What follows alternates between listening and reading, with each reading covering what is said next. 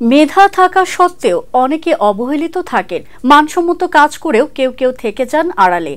এসব দেখে মনে হয় ভাগ্য দেবতার আশীর্বাদ না থাকলে ভালো কাজের কদর পাওয়া যায় না।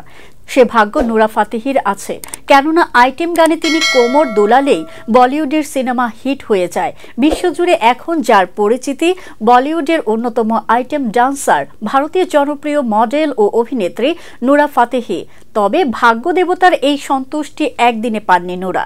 ক্যারিয়ারের শুরুর দিকে তার সঙ্গে মোটেও সখ্যতা ছিল না এই সুন্দরীর। ভীষণ কাঠখড় পোড়াতে হয়েছে, পেট চালাতে কাজ করতে হয়েছে হুক্কা বারে। ভারতীয় সংবাদ মাধ্যম সুখবর এর একটি প্রতিবেদনে বলা হয়েছে, পেট চালাতে হুক্কা বারে কাজ করেছিলেন নুরা।